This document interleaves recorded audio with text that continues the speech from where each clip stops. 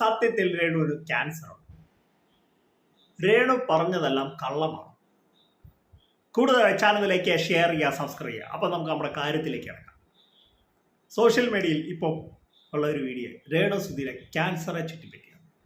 അത് രേണു സുധി തന്നെ പറയുന്നുണ്ട്, എനിക്ക് അങ്ങനെയൊന്നും ഇല്ല, അത് മറ്റുള്ളവർ ആരൊക്കെയോ അടിച്ചിറക്കിയതാണ്, എനിക്ക് അങ്ങനെയാണെന്നെങ്കിൽ ഞാൻ നിങ്ങളോട് സ്നേഹത്തോടെ ഞാൻ നിങ്ങളോട് വന്ന് എന്നെ സ്നേഹിക്കുന്നവരോട് ഞാൻ സത്യമായിട്ട് ഞാൻ വന്ന് പറയും എന്ന് പറഞ്ഞു.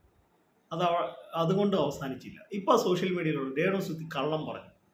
രേണു സുധി ക്യാൻസർ മറച്ചു വെച്ചു. അതാണിപ്പം നടന്നത്. ഇതിൻ്റെ സത്യാവസ്ഥ എന്താണ്? രേണുവിന് ക്യാൻസറും ഇല്ല, ഒരു കോപ്പുമില്ല. രേണു ഒരു മറച്ചു വെച്ചിട്ടുമില്ല. പക്ഷേ സോഷ്യൽ മീഡിയയിൽ പൈസ കിട്ടാൻ വേണ്ടി എന്തും ആകാം എന്നുള്ള ധാരണ കൊണ്ട് ഓരോരുത്തരും ഇടുന്ന ഒരു ഇതാണ്.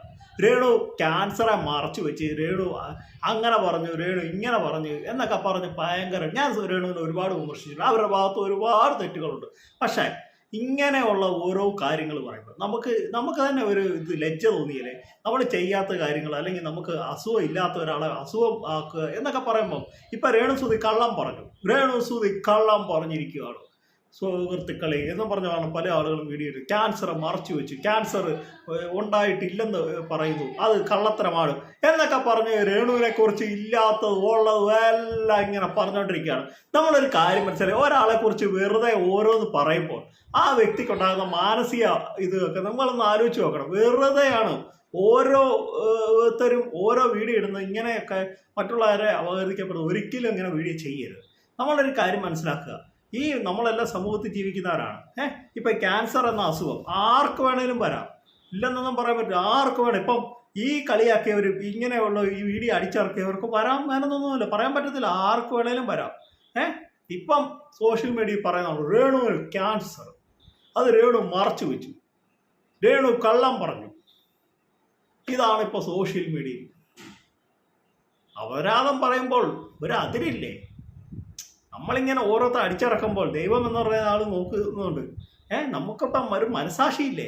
അവരൊരു ജീവിക്കാൻ വേണ്ടി അവരവരുടെ എന്തും ആയിക്കോട്ടെ, എന്ത് കോപ്രാന്തം എന്തും ആയിക്കോട്ടെ, എന്ത് ചെയ്തോട്ടെ. പക്ഷേ ഒരാളെ കുറിച്ച് ഇമാതിരിയൊക്കെ അസുഖം, ഒരു മാരകാസുഖം എന്ന് പറഞ്ഞാൽ ക്യാൻസർ എന്ന മാരകാസുഖം ബാധിച്ച് എന്നൊക്കെ പറഞ്ഞ് അടിച്ചിറക്കുക.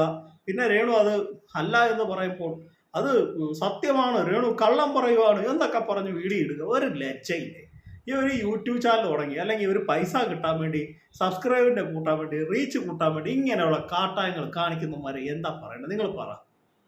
വളരെ വളരെ മോശമാണെന്ന് എനിക്ക് പറയാനുള്ളൂ.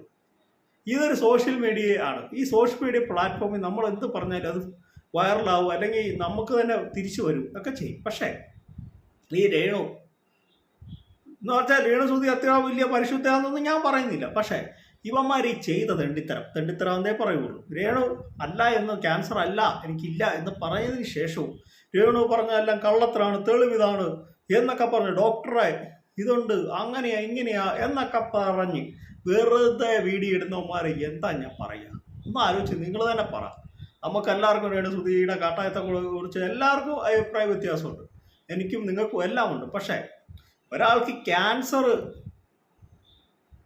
വന്ന് എന്ന് നമ്മൾ ഓരോരുത്തരും വിശ്വസിപ്പിച്ച രീതി വീഡിയോ ഇടുക, അത് വൈറലാകുക. അവരെന്നിട്ട് സത്യാവസ്ഥ പറയുമ്പോൾ അത് കള്ളത്തരം, അവർ പച്ച കള്ളം പറയുകയാണ് എന്നൊക്കെ പറയുന്നവർ എനിക്ക് യോജിക്കാൻ പറ്റത്തില്ല. ഇപ്പം എൻ്റെ കൊച്ചു വീഡിയോ അവസാനിക്കുകയാണ്. നിങ്ങൾക്ക് ഇഷ്ടമായെങ്കിൽ വീഡിയോ ലൈക്ക് ചെയ്യുക, ഷെയർ ചെയ്യുക, ഒന്ന് സബ്സ്ക്രൈബ് ചെയ്യുക. മറ്റൊരു വീഡിയോ ആയിട്ട് ഉടനെ വരുന്നതായിരിക്കും. Thank you. Bye bye.